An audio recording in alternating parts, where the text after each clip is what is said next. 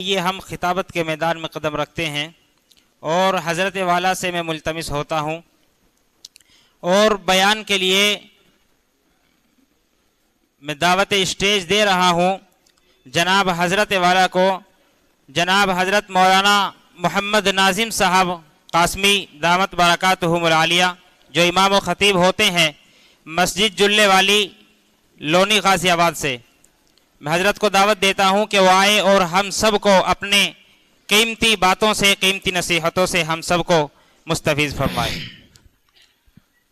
الحمد لله نحمده ونستعينه ونستغفره ونؤمن به ونتوكل عليه ونعوذ بالله من شرور أنفسنا ومن سيئات أعمالنا، من يهده الله فلا مضل له ومن يضلل فلا هادي له، ونشهد أن لا إله إلا الله وحده لا شريك له، ونشهد أن سيدنا وسندنا وحبيبنا وشفيعنا وسندنا ومولانا محمدا عبده ورسوله، وصلى الله تعالى عليه وعلى آله وأصحابه وبارك وسلم تسليما كثيرا كثيرا. أما بعد، أعوذ بالله من الشيطان الرجيم، بسم الله الرحمن الرحيم. أن اشكر لي ولوالديك إلي المصير. صدق الله العظيم. وقال النبي صلى الله تعالى عليه وسلم: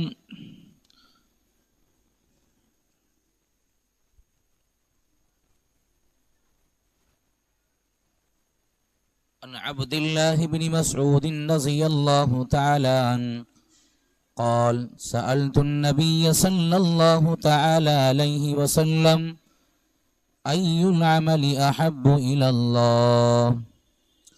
قال رسول الله صلى الله تعالى عليه وسلم: الصلاة على وقتها.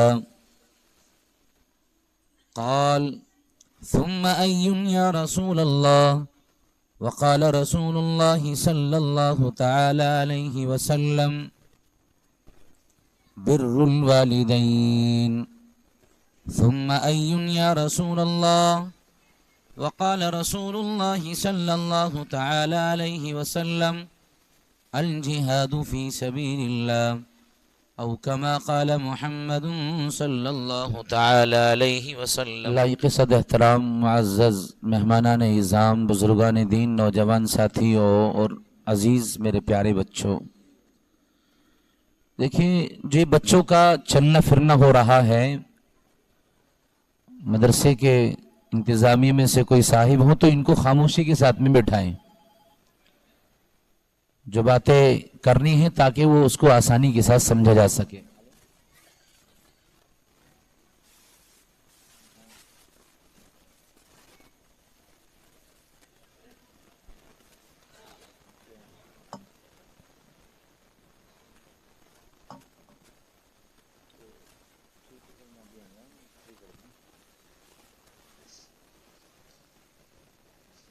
ہاں ٹھیک ہے، ٹھیک ہے۔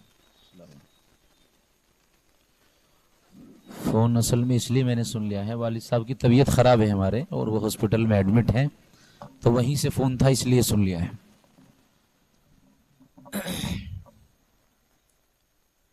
بہت دیر سے آپ حضرات مدرسے کے طلباء کا پروگرام سماعت کر رہے ہیں، اور اس کے بعد جو ناظم جلسہ ہے حضرت مولانا، ان کی بھی آپ گفتگو کو سماعت کر رہے ہیں، اور اس کے علاوہ بہت سی باتیں آپ کے سامنے آئی ہیں۔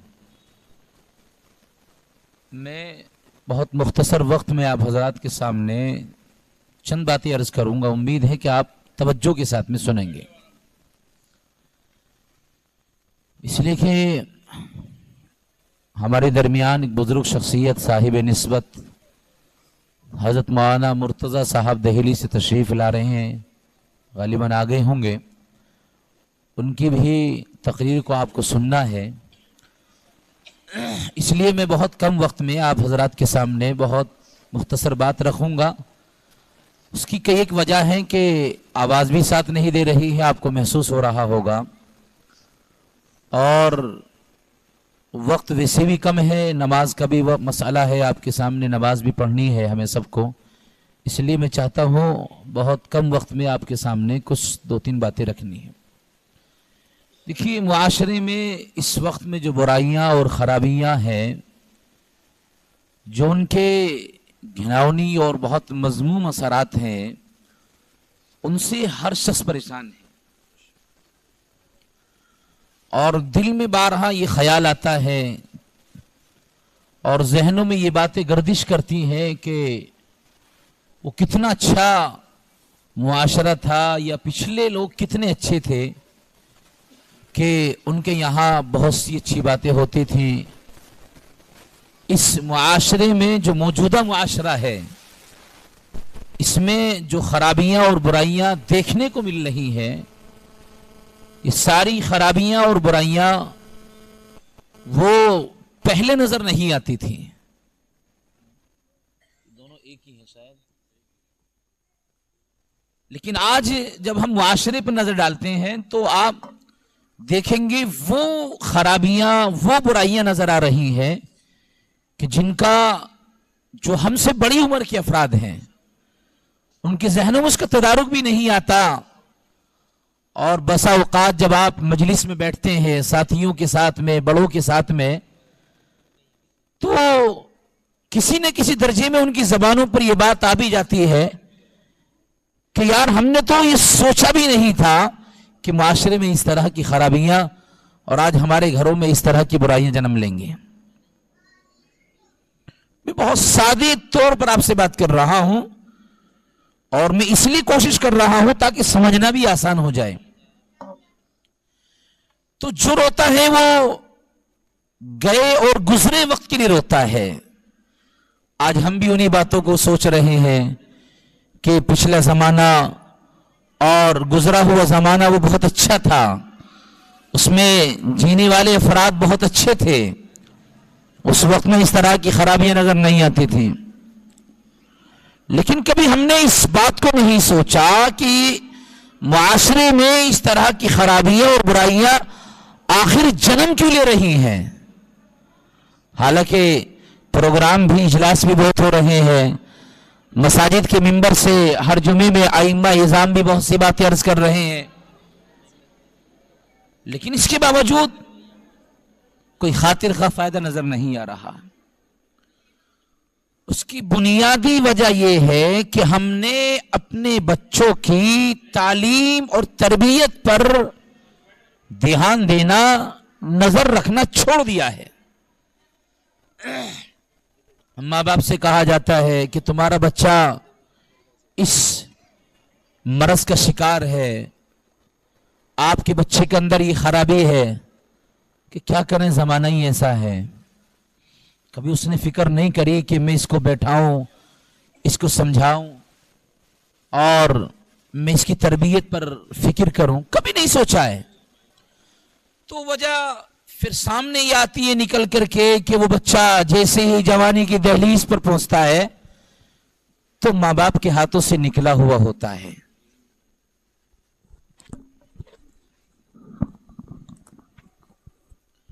وہ ماں باپ کے ہاتھوں سے نکلا ہوا ہوتا ہے.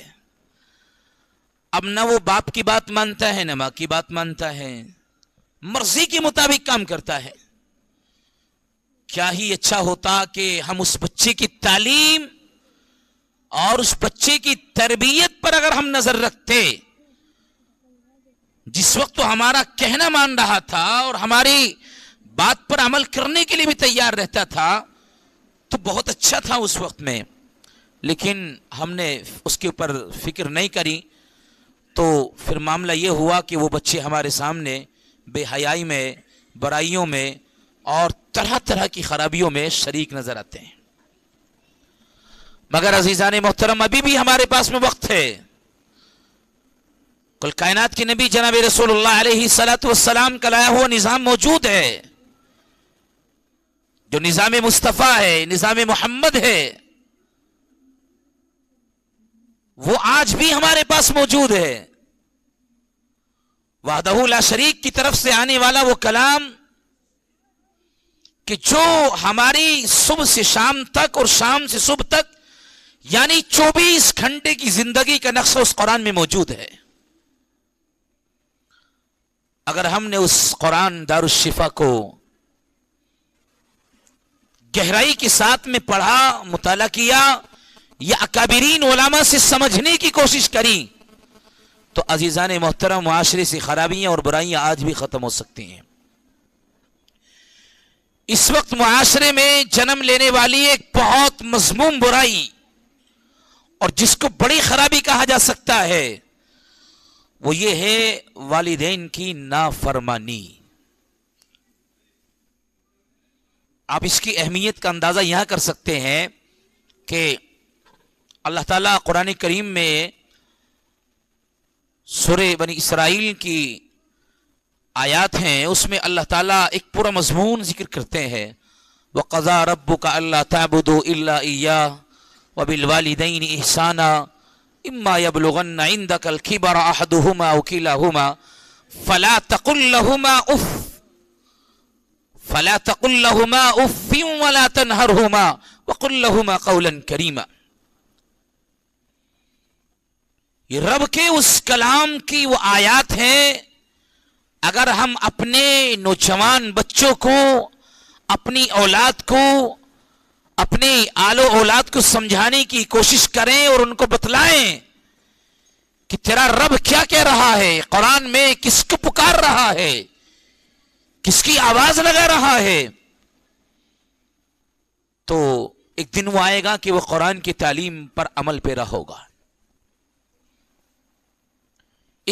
ان آیات میں اللہ تعالیٰ نے والدین کی عظمت کو سمجھایا ہے کہ ہمیں والدین کا اولاد پر کیا حقوق ہیں اور اولاد کو والدین کے ساتھ میں کس طرح رہنا ہے. یہ بہت عام اور سادہ مضمون ہے، اکابرین کو سنانا مقصد نہیں ہے. ان کے لیے تو میں اس لیے اپنی بات کر رہا ہوں تاکہ میری اصلاح ہو جائے. لیکن مولانا یہ بچے تو ایسا لگتا ہے نہ سنیں گے نہ ان کو سننے دیں گے.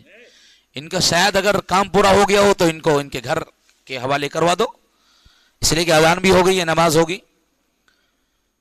تو عزیزان محترم، اللہ تعالیٰ نے اتنی اہمیت کے ساتھ میں اس مضمون کا ذکر کیا ہے کہ رب العالمین جہاں یوں کہتا ہے کہ تمہیں صرف میری عبادت کرنی ہے، اگر اس جمی کو جھکانا ہے تو میرے سامنے جھکانا ہے، کسی اور کے سامنے نہ اپنی فریاد کو رکھنا ہے، نہ اپنی جبی اور اپنے پیشانے کو جھکانا ہے. آپ کو اولاد چاہیے تو رب کے حضور آئیے، آپ کو کاروبار صحیح کرانا ہے تو رب کے حضور آئیے، آپ کو بیٹا چاہیے تو اللہ سے مانگیے، بیٹی چاہیے تو اللہ سے مانگیے، اور آپ اپنی کھیتی کی فصل میں خوشحالی چاہتے ہیں تو رب کو پکاریے. غرض یہ ہے کہ ہماری زندگی میں ہماری ضرورتیں جتنی ہیں وہ اللہ سے فریاد کریں گے، رب سے مانگیں گے تو ہمیں عطا ہو جائے گا. اما عائشہ صدیقہ رضی اللہ تعالیٰ عنہ آقا علیہ الصلوۃ والسلام کی بہت چہیتی بیوی ہیں. ایک بچے کو سنوارا، اس کو سنوارنے کے بعد حجرہ عائشہ میں لے کر آئیں اور بس یوں کہا، یا نبی اللہ کتنا اچھا ہوتا کہ ایک بچہ عائشہ کی گود سے پیدا ہو جاتا. تو امام الانبیاء سید الانبیاء جناب رسول اللہ صلی اللہ علیہ وسلم نے عائشہ کی اس بات کو سن کر یوں کہا، عائشہ اگر مانگنا ہے تو رب سے مانگنا ہے، محمد کا دامن تو خالی ہے. ہمیں سبق ملتا ہے، درس ملتا ہے آقا علیہ الصلوۃ والسلام کے اس جواب سے کہ جو لوگ کہیں کہیں در در پھر کے اور اولادوں کی پکارے کرتے ہیں، اولاد کو مانگتے ہیں، نہیں ملے گی اولاد ملے گی تو رب سے مانگیے، اللہ کے سامنے جبھی کو جھکائیے، اللہ سے فریاد کیجئے، اللہ کے سامنے سجدہ ریز ہوجئے اور اللہ کو پکاریں گے تو رب کہتا ہے وَإِذَا سَأَلَكَ عِبَادِي فَإِنِّي قَرِيبٌ. اے بندے جب تو مجھے پکارتا ہے تو میں تیرے بہت قریب ہوتا ہوں. وَنَحْنُ أَقْرَبُ إِلَيْهِ مِنْ حَبْلِ الْوَرِيدِ انسان کی شہرت سے بھی زیادہ رب موجود ہے. قرآن تو کہہ رہا ہے ما یکون من نجوا ثلاثۃ الا هو رابعهم ولا خمسۃ الا هو سادسهم ولا ادنى من ذلك. اللہ فرماتا ہے کہ جہاں آپ دو ہیں تیسرا اللہ موجود ہے, تین ہے تو چوتھا رب موجود ہے, آپ چار ہیں تو پانچواں اللہ موجود ہے. یہ اللہ تبارک و تعالی انسان کے قریب ہوتا ہے لیکن اللہ کو پکارا جاتا ہے. لیکن اللہ تعالیٰ فرماتے ہیں کہ میری عبادت کرنی ہے اور اپنے والدین کے ساتھ میں حسن سلوک کرنا ہے. چا بجا قرآن کریم میں اللہ نے جہاں اپنی عبادت کا حکم دیا اور وحدانیت کو بیان کیا, اللہ تعالیٰ نے وہاں والدین کی عظمت کو بھی سمجھایا ہے. قرآن کہتا ہے انشکر لی ولوالدیک الی المصیر. اللہ تعالیٰ فرماتے ہیں کہ آپ کو میرا بھی شکر ادا کرنا ہے اور اپنے والدین کا بھی شکر ادا کرنا ہے. آخر کچھ تو وجہ ہے کہ اللہ اپنی عبادت کا حکم دے رہے ہیں تو فوراً کہتے ہیں وَقَضَى رَبُّكَ أَلَّا تَعْبُدُوا إِلَّا إِيَّاهُ وَبِالْوَالِدَيْنِ إِحْسَانًا. اللہ خود کہہ رہے ہیں کہ میری عبادت کرنی ہے, اللہ کے سامنے سردریز ہونا ہے اور والدین کے ساتھ حسن سلوک کرنا ہے. پھر اللہ یوں فرماتے ہیں کہ میرا بھی شکر ادا کرنا ہے اور والدین کا بھی شکر ادا کرنا. تو عزیزان محترم, اس سے ہم بخوبی سمجھ گئے ہوں گے کہ والدین کا کتنا اہم مقام ہے. بالخصوص نوجوان طبقہ اس پر توجہ دے. اور جو ہم نے سوچا ہے نا کہ زمانے کا فیشن اور یہ ماڈرن زمانہ کہ باپ اپنی جگہ پر ہے, ماں اپنی جگہ پر ہے, ہم اپنی مرضی کے مالک ہیں, آزاد زندگی گزاریں گے, ہم اپنی حفاظت خود کریں گے. نہیں, ہماری یہ سوچ, ہماری یہ ذہنیت, ہمارے دل کا یہ مرض انسان کو گمراہی کے دہانے پر لے جائے گا اور انسان کو جہنم کے قریب لے جائے گا. جس نے کبھی اپنے ماں باپ کے لیے ایسا جملہ استعمال کر لیا کہ جو والدین کی حقارت کا ذریعہ ہو جائے, جو والدین کے خلاف اور والدین کی عزت اور احترام پر داغ لگ جائے, تو اچھی طرح یاد رکھنا عزیزان محترم, آپ رات دن اللہ کے حضور اللہ کو مناتے رہے, رات دن مصلی بچھا کر اللہ سے مانگتے رہے. اگر تیرے ماں باپ تجھ سے ناراض ہیں تو شاید تیری عبادت بھی ضائع اور بیکار نہ جا رہی ہو.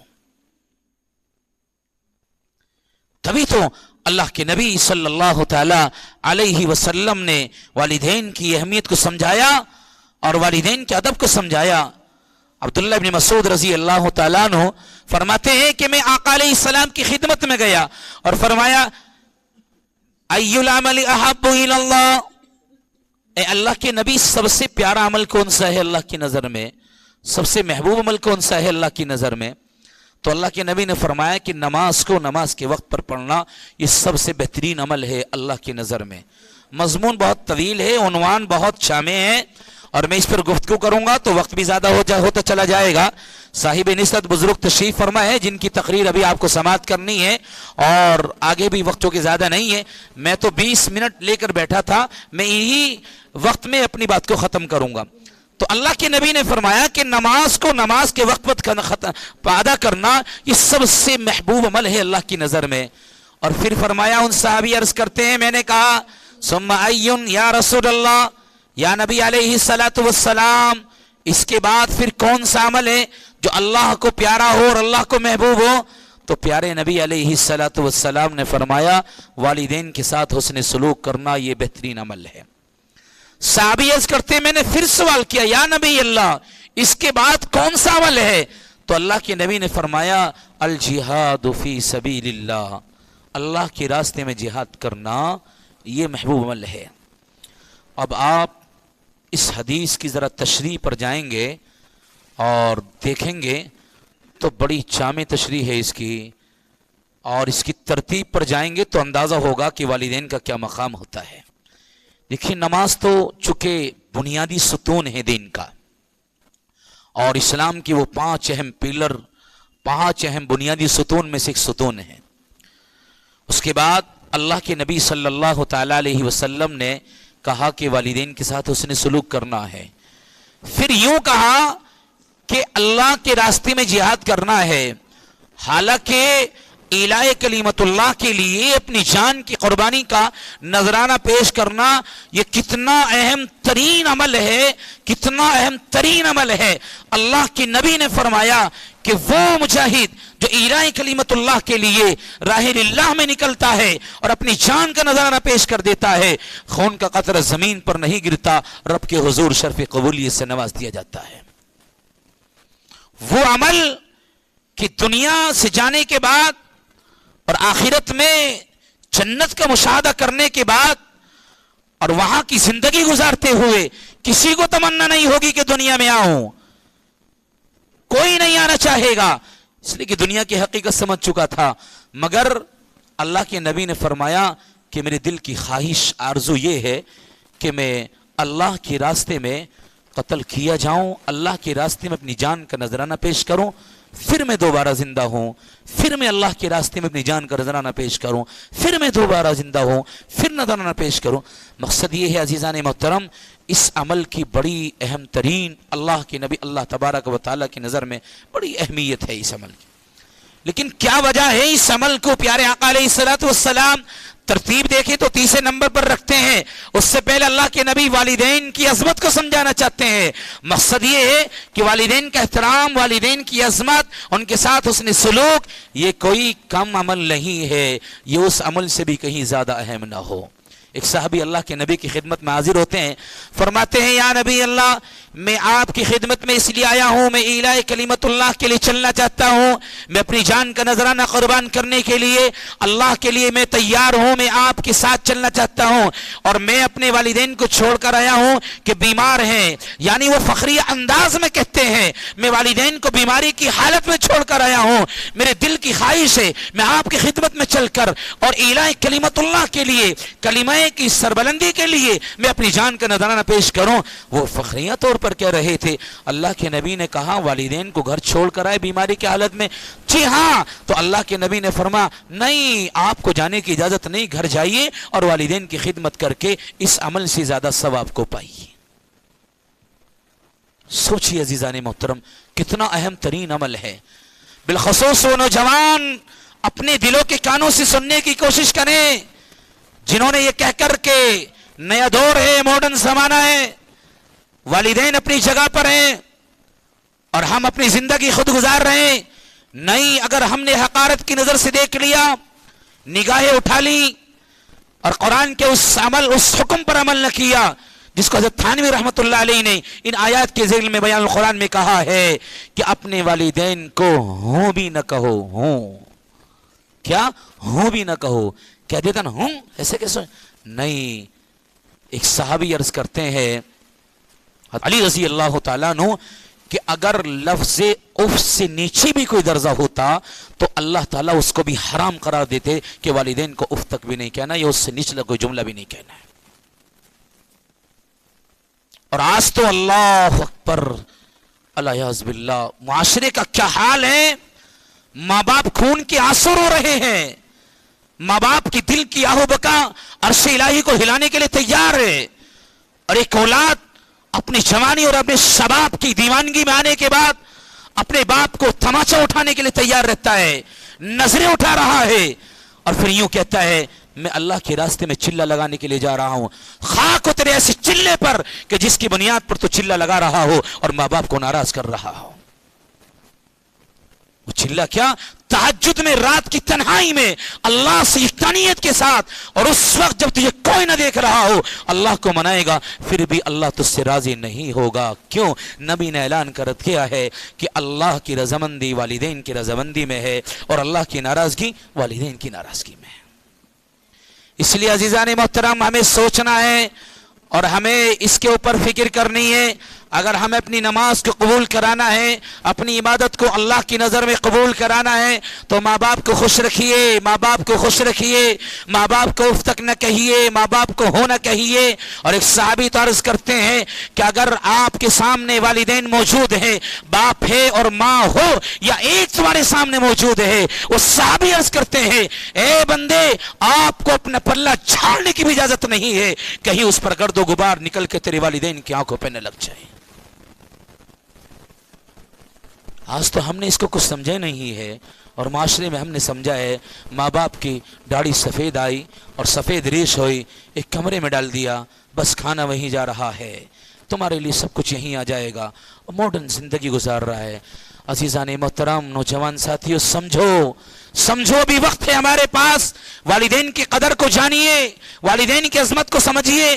وہ کل کائنات کے نبی جناب رسول اللہ علیہ الصلوۃ والسلام، جس کی حقیقی ماں نہیں ہے، صرف دودھ پیا ہے کچھ دن کے لیے، رضائی ماں ہے، آتی ہیں، صحابہ کا مجموع موجود ہے، اللہ کے نبی موجود ہیں، وہ خاتون چلی آ رہی ہے، اللہ کے نبی نے کملی اتاری ہے اور زمین پر رکھ کر بچھا دی ہے۔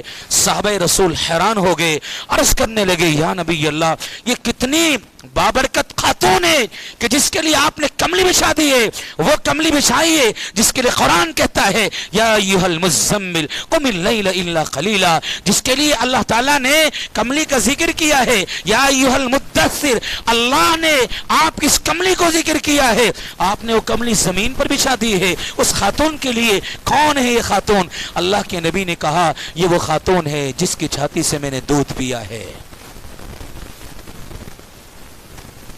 جنا نہیں اس نے، صرف میں نے دودھ پیا ہے۔ سوچی تو صحیح، اللہ کا نبی کیا درس دے رہا ہے۔ صرف دودھ پینے کی بنیاد پر حقیقی ماں نہیں ہے، رضائی ماں ہے، لیکن اللہ کے نبی نے اپنی اس کملی کو بچھا دیا ہے، یعنی ایسی عزتوں سے نوازا ہے، ایسے ان کے لیے احترام کیا ہے تاکہ محمد کے ماننے والے سمجھ جائیں کہ ماں کا مقام کیا ہوتا ہے اور باپ کی عظمت کو کس نگاہ سے دیکھا جاتا ہے۔ اس لیے عزیزان محترم، کہنے کو تو بہت کچھ ہے اور مضمون طویل ہے، کسی اور موقع پر کہا جائے گا۔ میں تو صرف یہی درخواست اپنے نوجوان ساتھی سے کروں گا کہ آپ کی روزی کی برکت اللہ نے والدین کی خدمت میں چھپا رکھی ہے۔ جی ہاں، والدین کی خدمت میں چھپا رکھی ہے۔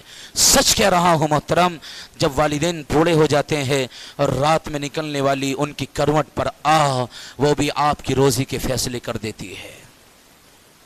آج جو یہ نوجوان ساتھی پریشان ہے اور آج جو تعویذ گنڈوں کے پیچھے لگ کر کاروبار نہیں چل رہا، ہمارے روزی ہمارے پاس صحیح نہیں آ رہی ہے، ارے تمہارے پاس تمہارے والدین ہے تو خدمت کرو ان کی، ان کے ساتھ احترام کیجئے، اپنے بازو کو جھکا دیجئے، ان کے ساتھ نرمی کے ساتھ پیش آئیے اور اپنی زبان سے اوف یا اوہ کہنے کی کوشش نہ کرنا۔ اگر آپ نے ان کو برا اور بھلا کہا، آپ نے ان کے سامنے آنکھیں نکالی، آپ نے ان کو ذرا اونچی آواز سے بولا، تو یاد رکھنا اللہ کے نبی علیہ الصلوۃ والسلام سے فرمایا، یا نبی اللہ، ما حق الوالدین علی ولدہما، اللہ کے نبی یہ بتائیے والدین کا حق اولاد کے اوپر کیا ہے؟ تو اللہ کے نبی نے فرمایا، فیصلہ ہی کر دیا اللہ کے نبی نے، حد درجے کی بات کہہ دی، ہما جنتوں کا و ناروں کا، یہ دونوں تیری جنت ہے، یہ دونوں ہی تیری جہنم ہے۔ اس سے آگے کچھ بچا ہی نہیں عزیزان محترم۔ اس لیے آپ سے میں بہت عاجزانہ درخواست کروں گا کہ اپنے والدین کو قدر کی نگاہ سے دیکھیے، عزت کیجئے، احترام کیجئے ان کا، ان کی باتوں کو مانیے، وہ آپ کو جو کہے۔ ایک صحابی تو یہاں تک کہتے ہیں اگر تمہارے والدین تم سے یوں کہیں، تمہارے والد تم سے یوں کہیں کہ مجھے ضرورت ہے تیری کہ مجھ پہ استنجا نہیں ہو رہا ہے، تیری تعاون کی ضرورت ہے، تو بلا جھجک والدین کے اس عمل میں تعاون کریے، بلا جھجک، بغیر پس و پیش کے۔